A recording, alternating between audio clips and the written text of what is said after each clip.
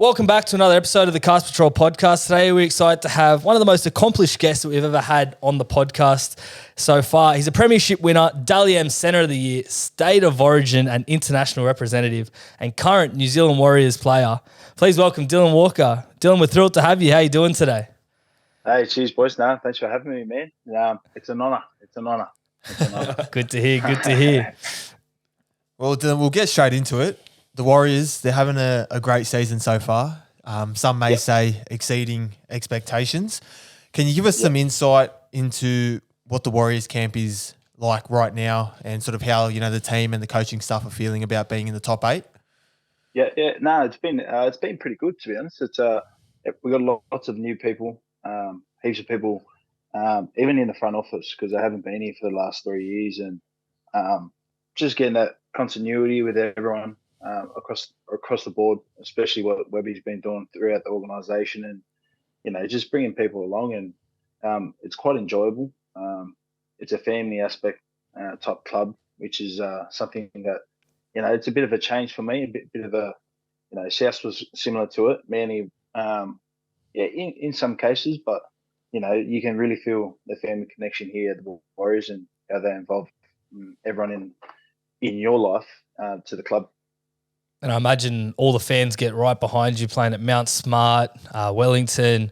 What's the buzz like over there at the minute? Because obviously Warriors aren't always in the media over here because it's Sydney dominated.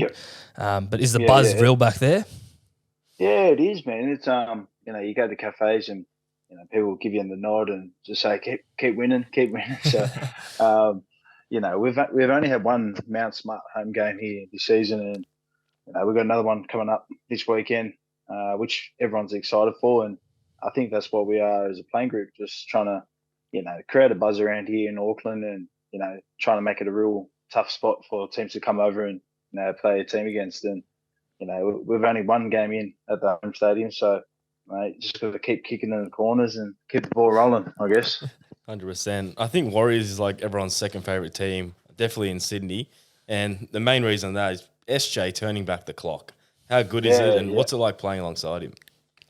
Yeah, mate. I think he's finding his career performance at the moment. He's doing all the little things right at training, and mate, he's just been wonders. He's he copped a bit of a rocket up in the trials against Storm, but I think he just responded really well, just like a professional. And just to see him, happy with his football. And just, I think a lot of the boys that are from New Zealand, just being back at home, you can just see the difference they have when they walk around the place and just doing things with a smile on their face. And mate, I think that's, you'd ask any footballer that when they're playing their best football is when they're the happiest outside of it. And I think we're reaping the rewards from, SJ, Tahu, Harris, a lot of the younger New Zealander guys. They just love being at home and just enjoying the environment that we've got here at Auckland. Yeah, well, I was going to say, was that move across to New Zealand easy enough just because they're so welcoming over there and everyone gets behind the club? Is there anything that you're missing from Sydney as well? I think Sydney, the weather is definitely one. But mate, everyone's been pretty cool here, to be honest.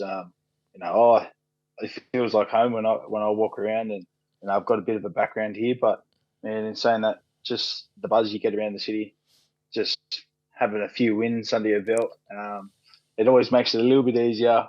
You're not, staying in your house. You want to get out and about, go for walks, and get into the community. And man, to be honest, New Zealand's been unreal, man. Heaps of fans here. They love their sport. Once we keep winning, push later in the season, I bet you we'll get even more crazier. But at the moment, man, just enjoying it. The move was pretty stressful. I'm not going to lie. There was lots of things happening with shipping containers and my stuff, and it just took a long time to get all my stuff. And this room just probably got set up about 2 weeks ago. Perfect timing. Mate, perfect timing. So everything's going well, man. Just, mate, the family's loving it. I think that's the most important thing. The missus and kids, they're enjoying it. And just keep them happy. It just makes it a little bit easier. 100%. Well, Dill, we've read some articles about the Bold brothers, and you're part of this partnership. How did this get started, and who is in the Bold, or who are the Bold brothers? No. So it's man, it was Jazz Tevaga. He was doing that real good calls for his best mate. The one's got cancer. And he was trying to get a few boys on board, and he asked me, and I said, "Oh, when you first come back, I'll do it." And me and Jazz get along quite well, and mate, we come into training one day, and he didn't. Oh, no one knew he was going to play. He just didn't know if he was back or not. And then he just, come up to me and said, "You got to shave your head." I was spewing, mate. I was spewing. I just grew the hair out, got a nice haircut, and then. Mate, a few days later, I just shaved the thing. Or he actually shaved it for me when we played Cowboys last, and a bit of fun with it now. And then people love it, especially here in NZ. It's quite noticeable now. You're walking around, and someone goes, "Oh, Jazz Tevaga," and I go, "I ain't that ugly." I ain't that ugly prick at the moment. Well, I was going to say, watching on TV, it looks like there's two Jazz Tevagas or two Dylan Walkers out there, both up the middle with tattoos on their arms, just workhorses. Yeah. Mate, he's a lot tougher than I am, that's for sure. I used to be an outside back. He's a through and through forward. So, we have a good laugh with it. We enjoy it, man. It's a bit of a banter. We stuff around at training all the time, and good fun, man. Yeah, that's good to hear. Do you have any other best mates in New Zealand Warriors camp that you've gone along well with? Yeah, mate, the big AFB, Adam Fennell Blake. He's another mascot boy as well. Yeah, he's another mascot boy, and mate, he's a crack up. He actually shaved his head with us, but he's a bit bigger, so you can tell the difference. Yeah, and his head was white, so he was that. But he's been over here for the last few years, and mate, he's just the same old big ad. It's just hilarious, funny. He's obviously intimidating, so better to have him on your side than against him. So, is he one of the pranksters around at Warriors camp?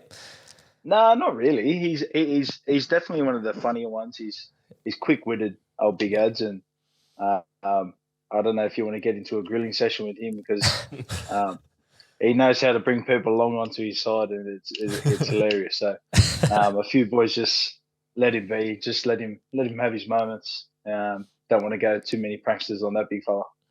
Yeah, 100%. No way. All right, let's wind the clock back to your early days playing rugby league. You played for Mascot Jets. What is your earliest memory of playing rugby league? I think earliest memory. Oh yeah, probably I just had no idea, to be honest, with rugby league. I was walking. I went down to Lestrange Park at a Mascot, and I was training with this one team, and then they figured out how old I was, and I was playing footy with one of the kids I went to primary school with, but he was the age below I was, and I went to this completely new team, and that's where I met Darren Hanley.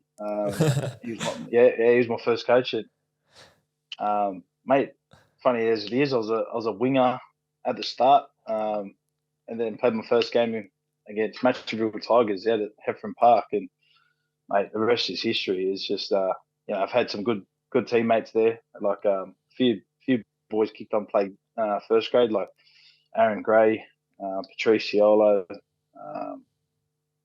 You got the George and Wes Lolo twins. Oh, yeah.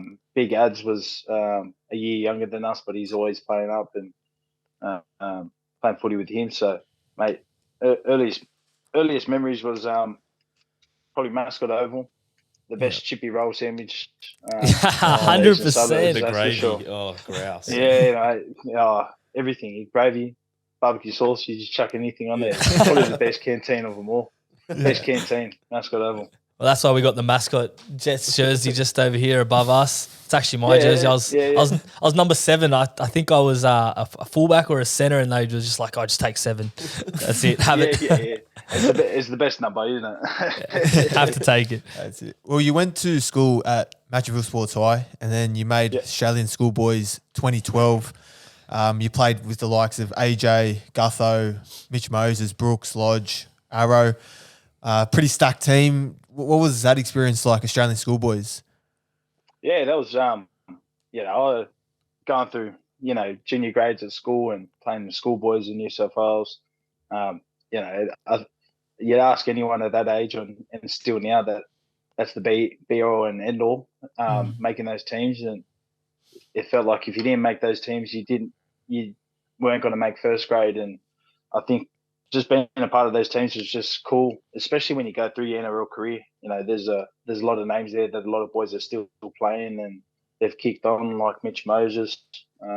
He's going really well, and mate, just having that little experience in school where you go away for 2 weeks on a school rugby team, and man, just the laughs that we had. We got up to some stuff too. And, So you got to have lots of good memories there in Australian Schoolboys, and I think it's a good accolade to have. I think when you grow up and you can talk about it and have that connection with a lot of the other boys, and just having those memories and times together during that tour. So, mate, I think Luke Brooks kicked off 2 of the punch-ons that we had with England. Really? And funny enough, John Bateman was actually playing for the England side. Oh, really? Yeah. So, and he was their gun. I think he was already playing Super League at the time when it got announced. And it's pretty cool in full circle how it comes around, and you get to play against them in NRL, and just a real cool feeling. I reckon it's just get to meet those guys and get to play with them, and then living out your childhood dream, playing first grade week in week out, and you always got the respect within each other, shake their hands and say hello. No, 100%. And obviously that transitioned into under 20s with South Sydney. How'd that all come about? Playing under 20 was just playing for mascot and then making that eventual transition to Souths? Yeah. So how it worked is you play all the development teams from under 12s to about SG ball age, and then when you finish SG ball, it's basically if you were good enough or you had a 20s contract, you go straight up to the under 20s after the SG ball season. If not, then you go back to club footy and work your backside off there, and then make your way back in the under 20 side. And I was pretty fortunate enough to go straight from SG ball and play in the under 20s. My under 20s coach at the time was actually my school coach, school footy coach. So, oh, really? That's handy. Yeah, he always used to put me into training all the time the years before, and he probably saw something that at that time I had no idea, and just mate, I just loved playing footy with my mates and having a laugh, and mate, never took it too serious. Just go out there and just try to bang, really, and then just score tries and put on big hits. But and what position were you then in under 20s? I was 5'8".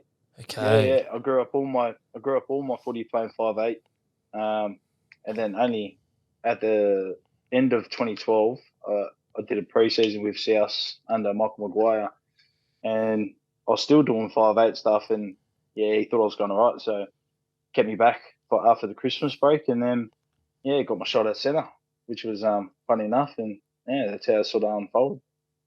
Yeah, it's pretty crazy because in 2013 you played the start of the season in under 20s, then you got selected for New South Wales under 20s in April, and then straight after that you made your NRL debut in round 10 for the Bunnies. So it all happened so quickly.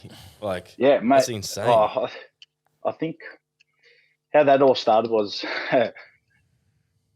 still a bit of a rat bag in me. I got into a fight over the Christmas break. It was my first NRL pre-season, and I broke my hand. I had to tell Madge that at the age of 18, and mate, I was shitting bricks. Just trying to tell him. I got into a fight and broke my hand, and he gave me a spray, and then a lot of the younger boys that were training in the first grade squad. We had our first trial against Papua New Guinea, and I wasn't able to play it just through the broken hand. And I was lucky enough to stay on and train. And Madge was loving what he was seeing, so he gave me a shot against Newcastle in the second trial, and then I only got to play 10, 15 minutes, and mate, it went all right. And then the Charity Shield was the next week, and I thought that was big time. I thought I was like, that'd be pretty cool to go on that. And then he put me on the bench in that game. He sprayed a few of the older boys, saying like, we've got our youngest bloke out there actually having a crack, and mate played Charity Shield the next week, and mate, I thought I made it. I thought I made it. I thought I was big time. My Instagram blew up. I think I had like 200 followers, and then mate, after that game, went all right. And then mate, I had 3,500 followers on my Instagram the next morning. And mate, I was sitting up at home, and one of my best mates was over, and we were just scrolling through my phone until about 2 or 3 o'clock in the morning, and just I couldn't get to sleep. I thought I was the man at the time. It was funny, man. That was a pretty cool time in my life. I remember when it was just all happening, I thought, shit, this is it. I'm about to live out my dream. And Madge sort of said, just go back and play under 20s. And then, mate, played, I think 3 20s games, and then a few New South Wales Cup games. And then, then he gave me a crack, and the rest is history. How'd you find out you're going to play your first game in first grade? Who gave you the call? Oh, no, I found out that earlier that week. I think Andrew Everingham, he put a late shot at Matty Bowen, got suspended, and he just put me in the office and said, "Can you get a week off work this week?" I was like, "Oh yeah." Can I? What were you doing for work, mate? I was bloody just I was working at the gym, Camperdown Fitness, just on the desk.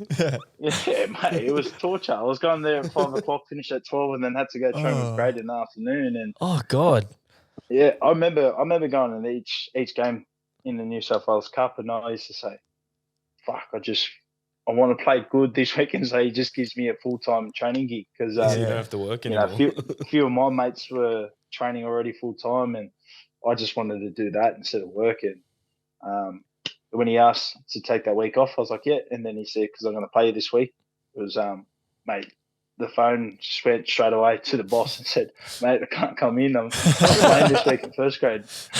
And he said, oh, mate, that's awesome. And he goes, get us some tickets. I was like, yeah, sweet. And then after that was done, signed a contract, and, mate, I was full-time and had to quit my job. And, I was stoked. I didn't have to wake up Oh, good. 3:30 in the morning, and I could just go and be a rugby league player.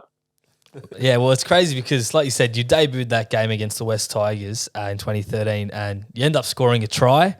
And it's almost like the most perfect debut for yourself. It's just like, I'm here in first grade, monkey off the back. And especially for us watching mascot boys, well, at that probably age where you start to really get into rugby league, and you're like, okay, Dylan Walker, mascot boy. Scored in the 8th minute as well, so you didn't waste any time. Yeah, mate. It was early on actually. It was and we end up dishing the Tigers, and it was 50 points. GI scored 4. It was the same game. Benji Marshall started on the bench, and there was this big thing around that. And then mate scored early on, got the monkey off the back. Then we ended up winning by 50, and I thought, fuck, this is all good. This is easy. I was like, this is easy. And then John Sutton actually, spoke to me after the game, and he goes, "Don't worry, bros, that ain't going to happen every week." Got on my bike and just started working again, and mate, we ended up getting pumped by the Sharks the next week. Went down to Shark Park, and I think they're running close to last, and we ended up getting dished out down there, and I was like, big wake up call. So did you stay in the team from that debut, just as that centre? Yeah. Okay. Yeah. I think one of the younger boys from here, Warriors, they actually asked if I ever went back to New South Wales Cup at any stage, and pretty fortunate. I'd never gone back, never been demoted, and that's probably something that you don't want to as an NRL player, but things happen. I'm just lucky enough to not have too many bad games back to back for the coach to drop me. 100%. Well, having grown up in the South Sydney region and playing for Mascot Jets, was it always your dream, Dill, to play for South Sydney? Yeah. I think ask anyone in the Mascot Jets club or anyone in the area, man, that's all you knew and that's all you wanted to do. I know there was a tough period when we were going through, especially growing up at that time where it wasn't great, but I sort of reaped the rewards of all the hard work the ex-players did and coming to the team where they found success and I got it pretty early and mate, I thought I was on top of the world and mate, come crash it down pretty quickly. As anyone tell you, mate, I've got more bad headlines than good ones. So just have a bit of fun, mate. I wouldn't change it. It is what it is, and mate, I'm enjoying my football at the moment. 100%. Well, something you wouldn't want to change is that 2014 year. That was absolutely incredible. Was there a good feeling coming into that year, or when did you guys realize this could be it? I think actually funny one. We had a big team piss up one night, and I think we're in the top 4 still, but it was still that and an moment. And then we had a big team piss up. All the boys got together. I think we were cooking, and a lot of the boys' partners were coming. We did this whole cooking master chef type ordeal with it that night, and afterwards, a lot of the boys said, "Hey, we're going to go out," and the missus weren't too happy. And then we went out. I think we went out to Casablanca, and we got absolutely shit faced, and we had a mad time. Like all of us boys. I remember we were all sitting in the booth going, "This is it. We're going to win it because of this moment right here." And mate, it was fucking just barroom talk, and it was just fucking funny. And man, after that we just went on a run, and we just felt like no one could beat us. We knew exactly what the game plan was each and every week, and our mindset was just to attack with our defence. And I think there was a game we played against Manly, actually at the SFA, the cricket ground. Yes, and we absolutely dished. Yeah, and we absolutely dished them. And man, after that game, we felt like we were just untouchable. We knew we could win it from that point. Yeah, that year was crazy. You guys finished 3rd on the ladder. Then you beat Manly, beat Chooks, made the GF. Yeah. Were you shitting it that whole week before the big dance? Nah, man, I was more nervous about the Chooks week because the last 2 years before that, we played Manly last year, and that was my 19th birthday, and we got beat. And then the year before, the boys got beat against Bulldogs, and everyone was a bit like, "Oh, we just need to break this ceiling. We need to get to the grand final." And we'll come against the Chooks who won it the year before, and they had a stacked side. They had Sonny Bill Williams, two of us, Sheik, Cello. I think there was 2 guys in that 1 to 13 starting side were all international or Origin players, and just to get that wood over them in that semi-final, because we were 12-0 down with 20 minutes into the game, and man, it was just everyone started going, "Fuck, not again," and then GI turned on the Jets and mate just probably single-handedly won us the game or put us in a position to win the game. And man, just after that game, I don't think we sung the song any louder than what we did in the GF. That was probably one of the coolest games for myself to be a part of. Yeah, especially, well, you said like Roosters was the big battle, we thought, because you looked at the other draw, it was Bulldogs and Penrith. All due respect to them, South and Roosters were the 2 best teams in the comp. So it was get to the final, we'll be the favourites here, and you did it. I honestly can't believe it. I think, Penrith beat Roosters in the first week of finals, and Roosters obviously – it was Roosters, us and Manly were the big dogs at that time. And man, when Penrith beat Roosters and we beat Manly, we knew we had to come up against Roosters at some stage in the finals, but not the semi-finals. And the semi-final felt like it had a bit more of the GF feeling than what the week after. No disrespect to the Bulldogs or anything like that, because we still had one more game to go. But that Roosters game, we emphasised everything about that game of being the game, that we had to win to get the GF. And we were lucky enough that we did it, and party began after the Bulldogs game. What was it? Was there a particular role that Madge wanted you to play in that team? Obviously, full of experience and international players in that South team. Yeah, no, Madge was he was really good for me. It was when I first played at centre. It was very left centre, right centre dominant type rugby league at that time, and he sort of just gave me the license to just go roam, do whatever I wanted, and sort of would just pop up on the left side of the field playing right centre, and it just worked as a team, and it sort of just got me involved in a little bit more in the game, and he gave me that license to do so, and it worked well because during that season we used to have GI sit on the inside of Luke Keary and have him the decoy, and then I'd come out and swing out the back like a fullback behind the back row on the left side, and it sort of got me involved in the game, made me enjoy it, and mate, that was just my role as a team then, just get involved, touch the ball as many times as you can, and back my ability, and that's what Madge told me, that's what all the senior boys told me at that stage, at that time, and just go out there and enjoy your football, don't second guess yourself, and I think just over the years, that's something that I probably will always hold on to and just try and, encourage younger guys to do that as well. And mate, this day and age, the game's changed so much completely to when I first started out. Now you got guys throwing double cutouts and, inside their own territory, where when I was coming through that sort of got coached out a lot through the younger guys, like myself and that, just you had to stick to the game plan, kick to the corners and do it like that. But now the game's just changed so much, and how much the speed it's picked up, and how you have to be on the ball and just play what you see. And mate, it's enjoyable now, much more than what it ever has been.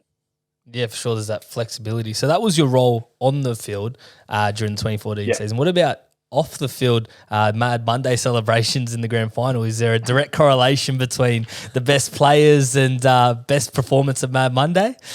Oh yeah, that Mad Monday, man, that was one for the books, man. I don't think if I was any good on it, but mate, you just had to hold your piss and not be a dickhead. Mate, but I had a blunder at that Mad Monday. Actually, I was the one that lost my ring over the board. We didn't want to bring it up. Mate, fucking cried like a little girl on the boat, mate. Cried like a little girl. How did it happen? Straight into the harbour. Sickening. I'll be honest with you, boys. I don't think I've ever come out public and said it, but I was actually having a dart. I was having a dart, and then I've just flung it. I've just tried to flick it as far as I could, the dart, and we were moving off the boat. And when I flicked it just shot off. And I was with Aaron Gray at the time, who's one of my best mates, and he just looked at me and goes, "Was that your ring?" And I was like, "Fuck yes!" And then just started breaking down, mate. And oh my god! I was fucking shattered. I'm not gonna lie, I was fucking shattered. Yeah. To this day, it still burns a little bit because I've got another one, but it's just not the same. It's not the one that. Yeah, what did they do? Did they give you like a replica or like? Yeah, no. So I don't know if they do it now, but they make up enough rings for everyone who at least played one game or someone who was involved in the club. So Isaac Luke would have got played one. a game that season. Yeah, so people got some, but it wasn't presented to you that night. And I think the boys caught up Madge when we were on the boat on the celebrations, and he just told me, he goes, "Don't worry, we'll get you a new one." And then I went out to the Golden Sheaf after that, and then Of course. carried on with my night. Was it your ring or Apical's ring that someone actually dived and got the ring? Was that the stories? We're actually heading back into the dock when mine happened, and that was long gone because we'll flying. We'll flying out on the boat, and mate, we even stopped the boat. The guy stopped the boat, and there was just no hope. I know that there was another ring found, but got questioned from the police with that. No, 100%. Well, 2014 wasn't all doom and gloom apart from the ring. Four Nations tour. getting called up. yeah. You impressed Tim Sheens to play for South Sydney, win a premiership, and then Australia all in the space of 2 years. You just go and pinch me. When is this dream going to end? Yeah, fuck, man, it was when that was happening, I was still on the come down for the Mad Monday, really.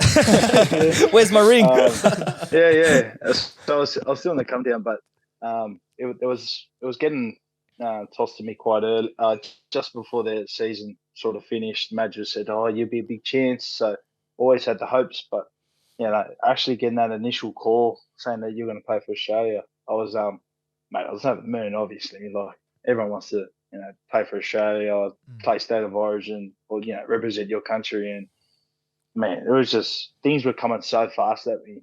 At that stage, I just turned 20, and things were just getting thrown at me. Bloody Australia, GF, people left, right, and centre, and I just didn't know how to deal with it at that time. So I was just sort of rolling with the punches, going, yeah.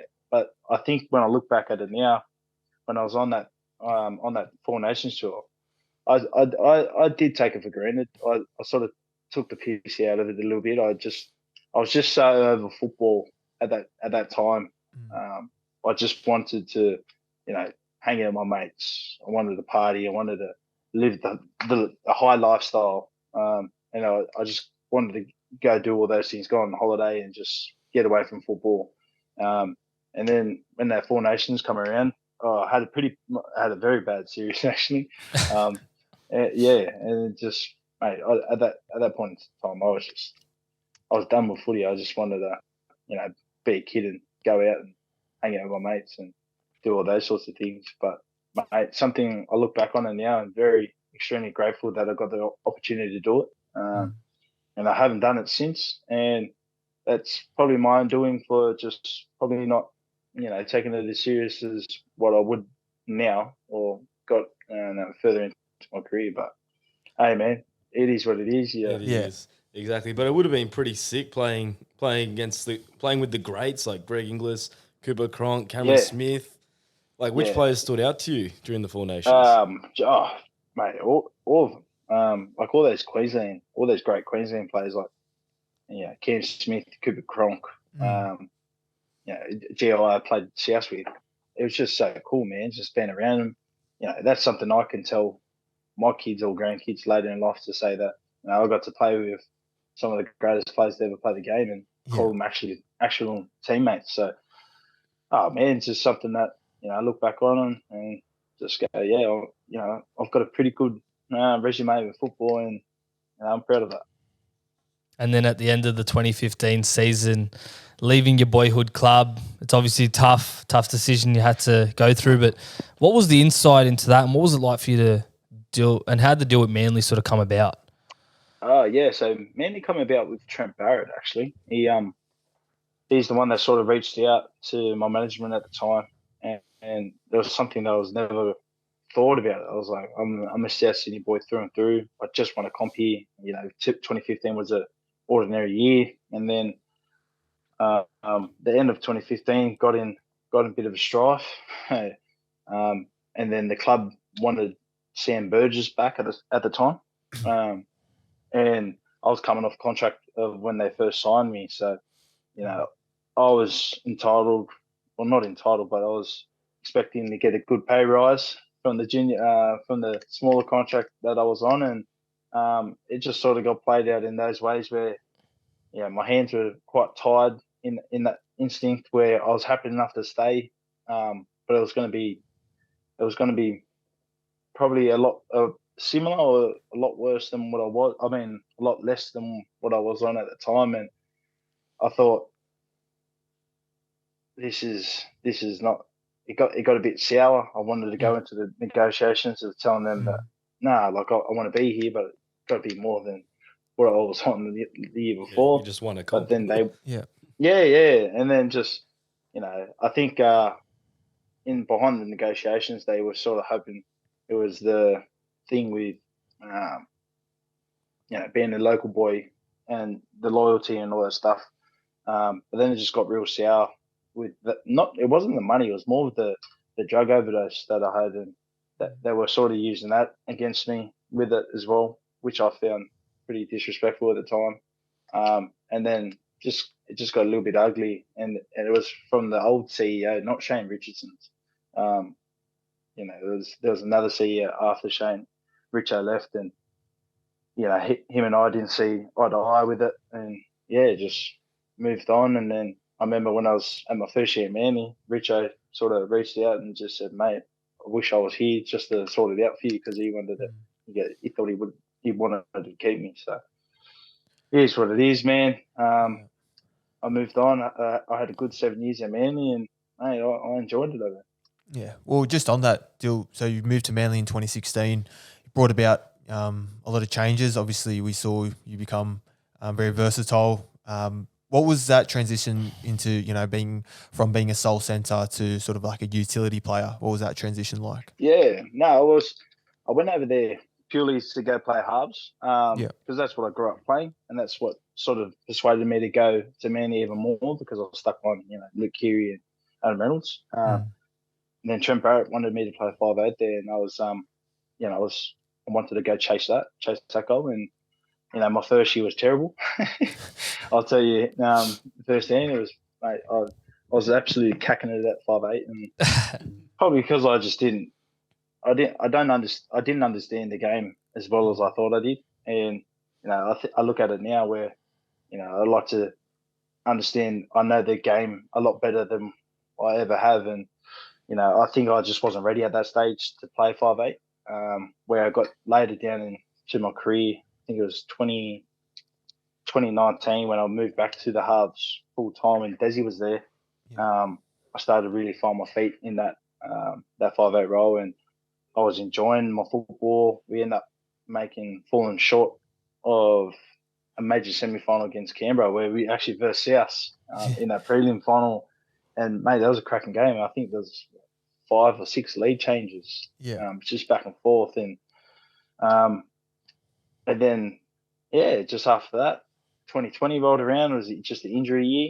2021, injured again. I was playing fullback, and then the boys went on a run. And then when I come back by that stage, Desi just goes, I don't know where to put you. I just feel like, because the guys that have been there, they're doing a good job. They're winning. And I said, yeah, you know what, that's fair. Like winning games. And then I just sort of floated the ideas, put me in the middle, play middle. And he just sort of laughed it off. And then, mate, the rest is history. I wanted to make that bench spot, my own thing. Wanted to give it a cool factor to it. I wanted people to look at it and go, yeah, you know what, I come off the bench is pretty cool. And mate, over the last few years, I've really enjoyed that role where come on the middle of the field. Now I think as the game's gone, every club wants to have that, number 14 player that can sort of fill the role. Yeah. I truly believe that, I think I not changed it, but just made other coaches and other organisations, other clubs to realise to have a good bench is just as important as having a good starting side. 100%. Well, during your time in Manly, you made your State of Origin debut. What was that like? Yeah, that was pretty cool. That was sick. That was another childhood dream ticked off, another one on the bucket list. Yeah. Again, I played shit. I played shit. I was probably Queensland's best player, mate. But like I said again, man, I was playing pretty bad football, and I was quite shocked I actually got caught into that side. And the first game, I don't think I played bad, but there was moments where it was bad, where I played the ball. Cam Smith has come up and it's hit his leg, and they ruled it against me, knock on, and what can you do? Yeah.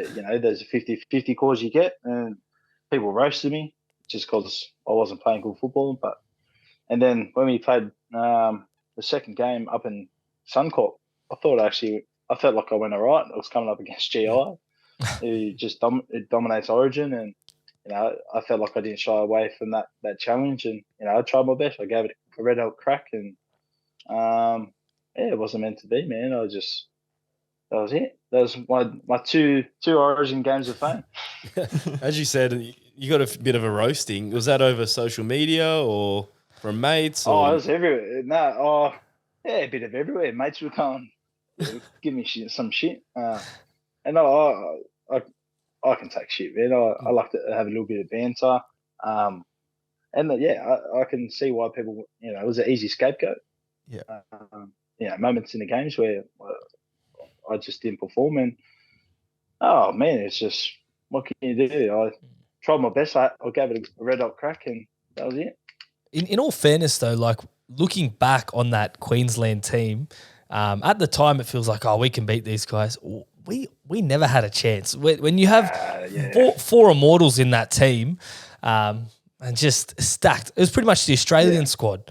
It's just, mate. Yeah, no, that team was ridiculous. And when you got Thurston, Cronks, Slater, I didn't even know if Slater was playing at the time, but he was around then. And then you had obviously GI. Darius Boyd on the wing. You just Seven Asiva Thaiday up the middle. Just stop it. It was just, mate, it was relentless. Like that team. That team was, that was a very OP team. I'm not gonna lie. That team was a good team, and mate, I think we had like 7 debutants that year playing, and we just. Is what it is. Good crack. 100%. But look, in 2017, so you talked about how you wanted to play 5'8", move to Manly, play there, and then in 2017, Barrett moves you back to the centres, and it must be a frustrating thing for you going, I want to play 5'8", but I am killing it at centre because you win Daly Centre of the Year and you play 25 games, 13 tries, and you make the finals. Like, what's going on in your head? He goes, well, maybe I am a centre. I just play there. Yeah, well, I think that year was. I had a full preseason just knowing like, okay, you're centre. They just bought Blake Green, who was the out and out half, and I was happy to go to centres. And mate, I actually really enjoyed my football that year. I was out there. I had just a simple job. Go out there, try and make something out of nothing, create something for the team, be a game winner. That's all was all going through my head, and I knew I could do it because 2014 was a similar year where just things were clicking, and then 2017 rolled around, and mate, I was having a good old time. Chez was my house partner at the time. Yeah, we did lots of work over the preseason, and we had as a club and as a team, we had a really good year. And personally, it was probably one of the highlight years of my career is winning that Daly Centre of the Year. I think I had a goal sheet on mine, and that was on top of the list of what I wanted to win, and it comes to fruition, and just enjoyed it, man. It was a fun year. Yeah, it's a huge achievement. Just on Cherry Evans, is he like what he is in interviews, or what's he like off the field? Because I heard he's completely different. No, he speaks exactly how he is on the interviews. That's how he talks. He's got good vocabulary. But then off the field, he's a good lad. He loves a beer. He loves to hang out with the boys. He's just like any other footy bloke or any normal bloke. He just loves a beer and just hanging out, watching sports. And mate, that's it. That's Chez. He's really professional about what he does. And if he gets on the piss on the weekend, he's probably up first one into training, working it off, and doing a few Ks in the leagues. But he's a good lad. I've grown close to Chez over the years, and we still keep in touch here and there. And it's good to see him going well again, even though he's old as shit. 100%. Well, 2018, we have to bring it up. Round 11 versus Melbourne Storm, you and Curtis Scott. Oh, yeah. Have a good old rugby league biff. What did you say to him for him to react the way he did? Or were you just going at him the whole game? Yeah, no, we were both going at each other. That's the funny thing. It wasn't, I didn't particularly say one thing to him, or he said something to me. We were both quite fiery lads, and if I think what happened, there was one tackle where he got me, like he tackled me, and then I think he said something. It's like, he goes, he said something small. I was like, I just sort of brushed off. I was like, all right, is this where we're at? This is where we're at. Yeah. And then there was another tackle where it was off, and then he ended up dropping it. and I got into him about that. Yeah, fucking, let's go, bitch. Saying something silly, and then the play before it all unfolded, we were sort of just going at each other, a little bit of facials here and there, and then I went to flick the ball, and then he's tapped it down, and then he goes, yeah. Oh, he said, not going to happen today. I was like, shut the fuck up. Just come off your hand, you idiot. Like, you're dumb shit. Just be an idiot. And then we got into a bit of a scuffle, and then he pushed me off, and then we broke up. And then I heard him say something in the background, and I walked straight up to him and go, what are you going to do, Kat? And then he just fucking jobbed me, mate. And then after that, he cracked me, and then sort of just stopped from there. And, mate, I was filthy. I was burning. I come out of that, and I blew my nose. I go, nah, it's on now. And when I blew my nose, I could feel my eye just fractured eye socket. Yeah, sucked up. I think that was probably the most embarrassed I've ever been in my life, to be honest. Yeah. Was that one moment? Yeah, was getting jobbed and being on national TV. That was that one hurt. That one hurts the ego. I don't blame you. He lands the punch, and then you're out for 6 weeks or something like that, and he got a few weeks. Yeah. Not ideal. I remember walking back in the sheds. I was pretty filthy, and then I knew we had Melbourne again that season. And then I was telling Barrett, I was like, don't expect me to be on the field when we play next. Yeah, and then he was like, what do you mean? I was like, just don't expect me to be on the field. I was, and then nothing come of it. And then, mate, I don't think we ever got to play against each other again. Like it was either he was injured, I was injured. There's no bad blood. Like I barely know him. I think when they had done the NRL fight nights or something like that. Yeah. I tossed the idea up to fight him, but things just didn't seem to happen. Not just because of any of us. We ended up speaking on social media saying, do you want to fight in this? And he was like, yeah, I'll be keen. And then, it just never really happened. I think it would have been hectic. That's the fight we all need. Yeah, I think it was another fuck up on my end. Doing silly shit, and I got told not to do it anymore. So, but that was it, really. Never got to really play again. Every time we played Canberra, when he went down to Canberra, he was injured, or that was it, and nothing come of it. For the best. Well, he's still fighting in bush footy. Have you seen those videos doing the rounds? I seen that video, and he got the guy too. He got him good, eh? Another victim of Curtis Scott's right hand. Yeah, mate, he can throw him, mate. He can throw him. But yeah, look, so you obviously had some amazing coaches in your time: Maguire, Barrett, Hasler, and now Webster, who's doing great things for the Warriors. Do you have a favourite? Let's put Webster away, just because you have to say Webster. But let's say the other three: Barrett, Hasler, and Maguire. Was there a favourite out of those three? No, I couldn't disrespect anyone about that, because they all played a big part in my career at some stage. You know, Madge giving my first grade debut. Me and Barrett were really close as just person to person. We get along. We still get along really well right now. And Desi, he's just rock solid through and through. Like he's the one that he's picking me up from bloody police stations and whatnot. And he's got a really good heart. And Webby at this point in time, he's got a bit of Trent Barrett about him, where he's a real smart attacking coach. Really good with people. It's not awkward.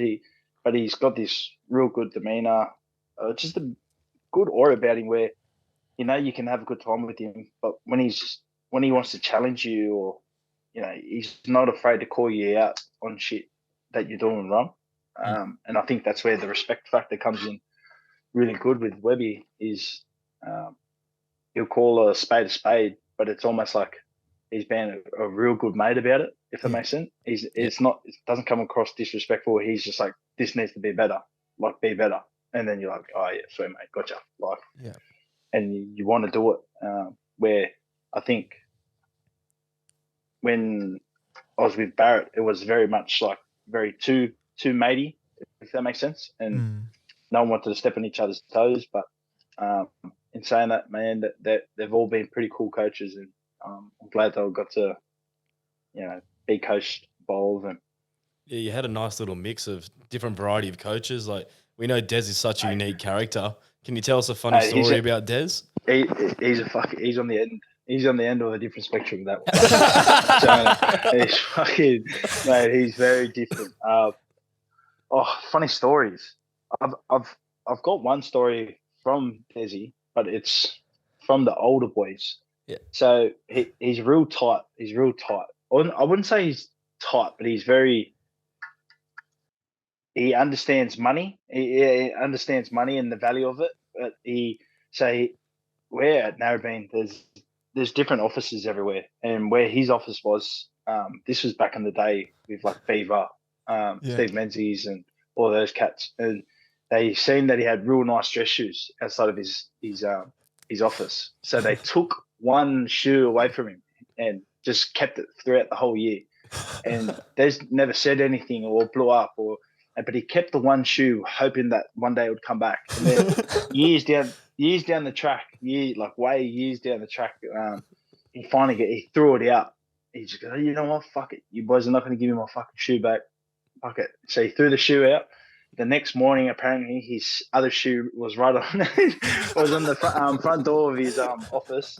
And it was I think it was like a 2.5 years that he kept this one shoe, hoping it would come back. And he just said, fuck it, you're not going to give me my shoes back, I'm getting rid of it. So he got rid of it, and apparently the boys put his shoe right on his front desk. Oh my god, that's so it's good. just mate. He's a different cat, mate. He's a different cat. Who gives a harsher spray between him and Madge? They're both notorious for a halftime rev up. Yeah. I think I've seen Madge spray. Madge's spray was.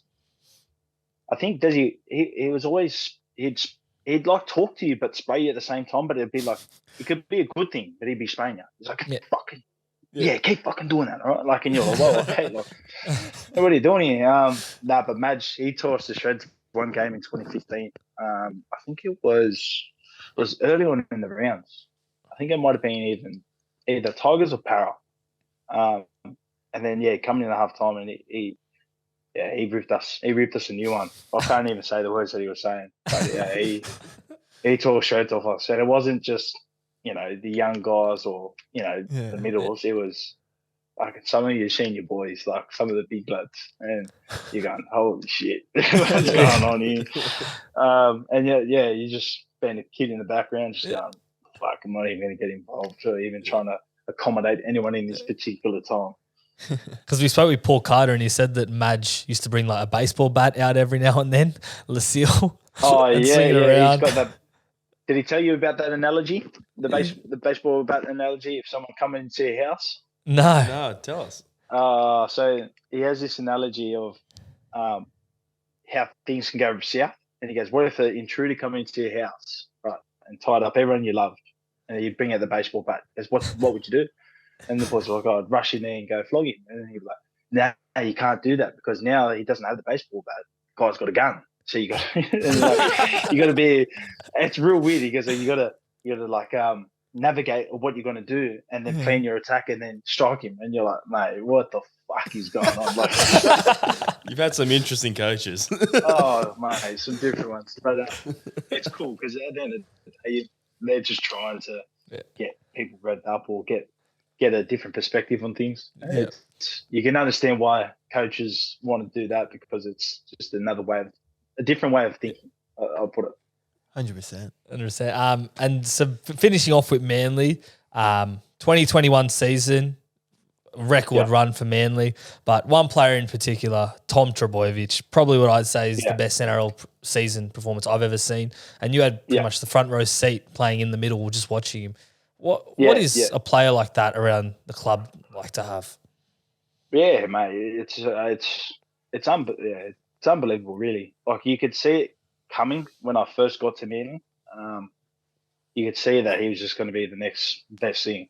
And over those years when I first got there, he was still really, really good player. But then that 2021 season, he had a few injury seasons before that, and just coming in that 2021 season, I've never seen a player dominate a game. No. Yeah. Continuously, like with that. People were talking about the Jared Hayne season and Ben all that stuff Barber. about 09. Ben Barber, but Turbo was tossing up numbers like he'll give you 4 tries with 3 try assists. Yeah. 350 meters running, like 12 tackle busts. It was ridiculous. I was actually convinced that he's the first person to clock NRL, like clock the game. Like he can do everything. Yeah. Like he's the most talented person that I've ever played with, and he's probably the most influential player I've ever played with. And that's no disrespect to a lot of the other guys, but just the imprint that he can have on a game. It doesn't have to be with a tackle as well. Like he could save you 3 or 4 tries, and it's not the try saving tackles. It's more of just putting the guys in the right position for it to not happen. Like he just the way he thought about defenses and his numbers of spreading people about and putting them in the right spots. He'd see things 10 moves ahead of everyone else, and he was on a different level that year. And I honestly thought that I'm riding on his coat's tail till he wins that premiership, because I know that I could be right there with him going like, yeah, we did it. No, knowing that he's done it, but I was just there on his coat's tail. But mate, that year was special, and man, it was to his credit because he works really hard on his body and on himself, and mate, he's probably the fittest or one of the fittest and fastest guys in Manly, and mate, he's just a freak. Yeah, he was simply incredible. We all do Supercoach, and we had him in our teams. He'd captain every week, and the numbers he put up, tries, assists, line breaks, tackle breaks, everything. He can do it all. Mate, I don't know if he can kick, though. That's probably the only thing, but he's a freak. Oh, yeah, he's a gumpy. He's a gumpy fellow. Like, he's got an awkwardness to him. Yeah, but I don't know. But, mate, it wouldn't be surprised. Like that Origin game he played, I'm pretty sure he's put a left foot grubber in and Latrell scored or something like that when he had that man of the match performance. It's just so he can do it all. It's just measured with him too. It's not like it's where you watch. I don't know how it's like. I don't know, Cameron Munster. If you watch him and you go like, what's he doing? Like he doesn't even know what he's doing sometimes. But then you watch Turbo, it's like he calculates. Like it's his like way of thinking as well. Like you play him in chess or play him in cards, he's always thinking like, okay, nah, you can't win. It's like, yeah, I know, but let's just play it out because you can't win. I know, but let's just play it out. You never know. And he goes, I'm going to go here, you're going to go there, and then I'm going to checkmate you over here. And you're like, yeah, good on you, dickhead. That's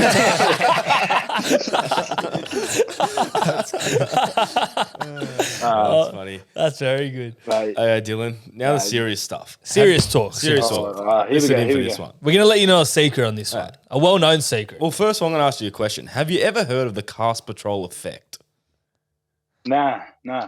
Okay, because we'll concern, why are you coming on the podcast? Are you coming on so you can try and reap our benefits? But pretty much, this is how it works. So I'll take you through step by step. We had Mark Nichols on our podcast just before the round 1. We released the podcast. He scores the second try for the Dolphins. And Dolphins have the upset win against the Roosters. Okay, so that's one instance. Then we had Campbell Graham on. Also before round 1, we released it. He scored a double and got New South Wales Player of the Week. Okay, well, Campbell, that's sweet. You know, he's a great player. He can score tries. Then about 2 weeks ago, we had Jacob Host on, and he scored his first try in over 600 days against the Bulldogs. Now we're thinking, can we do it to you, Dylan? Because you haven't scored in over 600 games. Is that why you came on the podcast? 600 days. Mate, Sorry, honestly, not games, days. Days, yeah. I haven't heard of this effect, but I'm glad you brought it up because now I'm due for a try. I haven't scored since the semi-final against Roosters 2021. And I'm fucking itching. I'm itching for a try. And so I'm glad you brought it up. I've got it in the back end of my mind. And if it happens, then you keep the podcast rolling. You get boys in. You get Alex Twile on next week. Bro, we've got so many messages to get him on. It's crazy. Oh, mate, get him on. And then, who knows? But I'm glad I've heard that because I'm fucking... So it's a huge shit. If we can get you over in this game, mate. Yeah, okay. But, all right, so we're closing to the end now. You've been amazing, told some great yarns, but we want to know, how well do you know Dylan Walker? So we do this with all our guests. We give you 5 questions. You got to get 3 to pass. And they're all relatively easy, well, at least I think. Here we go. Question number 1. Against which team did you score your only hat-trick in your career so far? Newcastle Knights. Ding, correct. Round 20 in 2015. Well, I don't want to beat my drum, but I have scored 4, and that was against Titans. So does that not count as a hat-trick? You scored 4. Is it, Mick, you didn't find that stat? I didn't find that stat. You've done me there. Yeah. So, but when you said hat-trick, I was like, okay, that's the only hat-trick I've scored, but there has been a 4-try haul. Wow, There you go. there we go. That's Well done. I'll beat my drum there. Yeah, you get a bonus point for that because Mick hasn't done his research. Wow, 4 tries. But no, what is it like scoring 4 or even 3 in a game? Oh, 3 was all right. I think that was 2015. It was 2015. I was having a fucking rough old year. Inglis scored a hat-trick in that He game scored as a well. hat-trick that night, yeah. I think it was the first. Alex Johnson had 2, but if I think he crossed the line again, but it got disallowed. It would have been the first team in something years to have 3 hat-trick try scorers. That's unheard of. Yeah. But, yeah, I'll take it. You take it. 1 from 1. I'm wrong. Perfect. All right, question number 2. Which position in the back line from 1 to 7 have you never started an NRL game in? The wing. Correct. Yes. Good. The wing. He's good. I actually couldn't believe it because I was like, so wing, you've had 0 games, fullback 7 games, centre 110 obviously, 5'8", obviously 43, and then halfback One game One. under Yeah. Des Hasler. 2021. Yeah, not too long ago. Ches wanted. He put Ches. Ches was obviously away for Origin. And he just goes, "I'm going to just name you in the 7." Well, sweet. That's another one I can collect. Yeah, good. That's And crazy. yeah, You never halfback. played on the wing because it's ironic you debuted in Mascot Jets on the wing. You've never Yeah, played yeah. NRL on the wing. Crazy. Never played it. I've been moved there. Yeah.